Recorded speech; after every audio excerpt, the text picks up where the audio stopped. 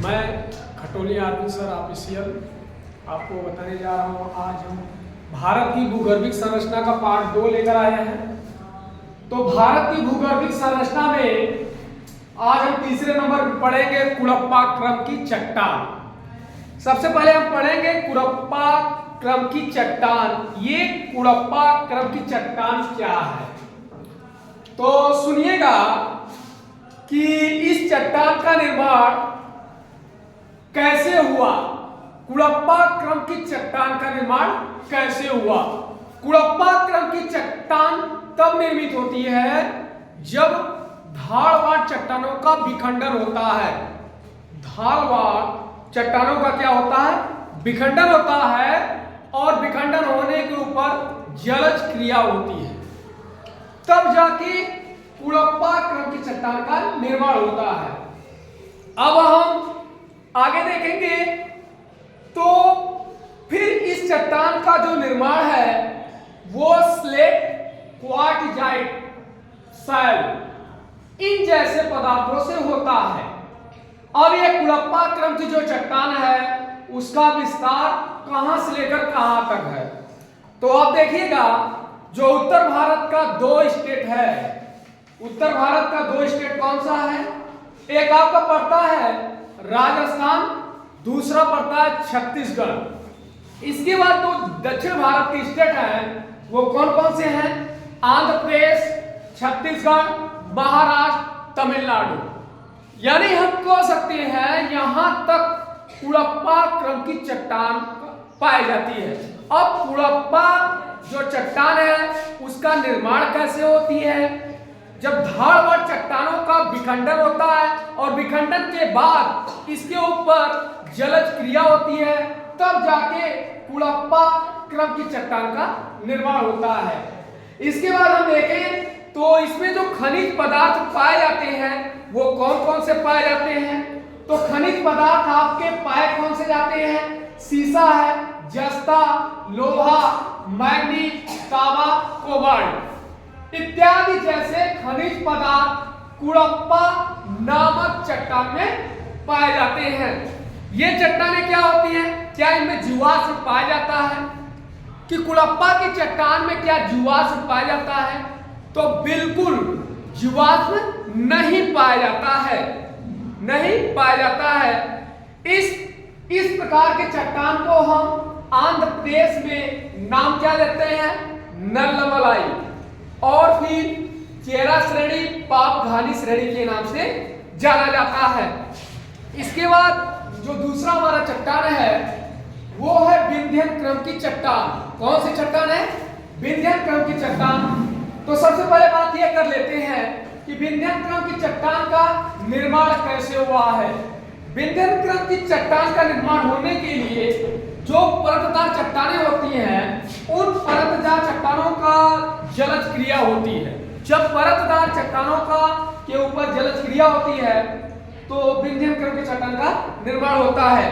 इसके ऊपरी भाग में देखा जाए तो चूना पत्थर पाया जाता है और नीचे क्या पाया जाता है, क्वार्टजाइट सेल पाई जाती है।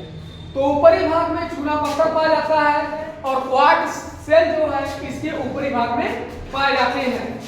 ये जो चट्टानें हैं ये किन नदी घाटियों में पाई जाती हैं। ये चट्टानें जो है सोन नदी घाटी में पाई जाती है और सोन नदी घाटी में से सेमरी श्रेणी के नाम से जाना जाता है।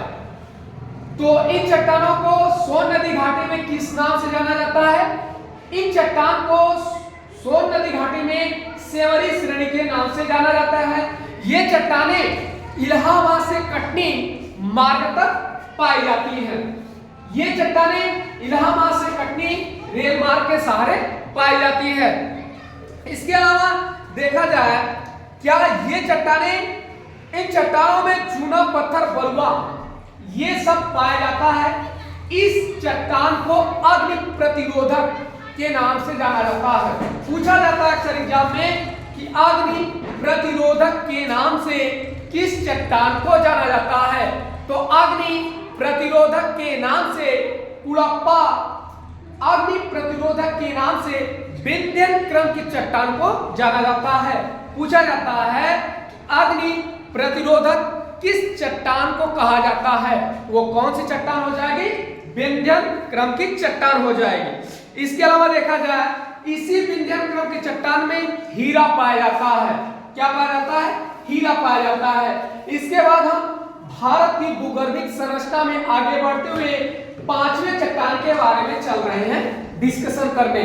तो पांचवा कौन सा चट्टान है? वो चट्टान है गोंडवाना क्रम की चट्टान। ये जो गोंडवाना क्रम की चट्टान है ये बहुत ही महत्वपूर्ण मानी जाती है, क्योंकि इसी गोंडवाना क्रम की चट्टान में 90% कोयला पाया जाता है। इसका निर्माण जो है वो किस काल में हुआ है? इसका निर्माण जुरासिक काल में हुआ है। इसका निर्माण किस काल में हुआ है? इसका निर्माण जुरासिक काल में हुआ है। इस काल में विशालकाय जीव जंतु पेड़ पौधों का विकास हुआ है। ये जो चट्टानें हैं वो किस किस नदी घाटियों में पाई जाती हैं?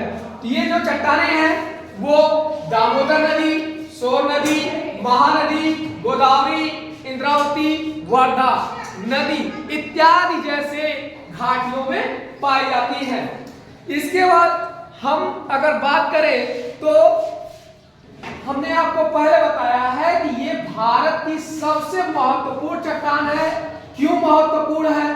क्योंकि गोंडवाना से ही 90% कोयला निकलता है, और जब 90% कोयला निकलता है तो इसीलिए यह भारत की सबसे महत्वपूर्ण चट्टान है। इसके बाद हम आते हैं जो भूगर्भिक संरचना में छठवीं चट्टान है, उसका नाम है दक्कन की चट्टान। क्या नाम है? दक्कन क्रम की चट्टान।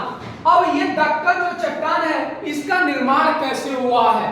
तो दक्कन का जो निर्माण है ज्वालामुखी का उद्गार होता है। ज्वालामुखी उद्गार के बाद लावा का निक्षेप होता है। जब लावा का निक्षेप होता है तो दक्कन चट्टान वहां पे बनता रहता है। तो हमने क्या बताया? जब ज्वालामुखी का उद्गार होता है और ज्वालामुखी के उद्गार के बाद लावा का निक्षेप होता है तब जाके दक्कन क्रम की चट्टान का निर्माण होता है। इसके बाद अगर देखा जाए तो इसको हम काली मिट्टी कहते हैं। अब काली मिट्टी क्यों कहते हैं? आप जानते हैं जब ये गीली हो जाती है तो चिपचिपी सी मालूम लगती है, लेकिन जब ये कड़ी हो जाती है तो इसमें दरारें पाई जाती हैं।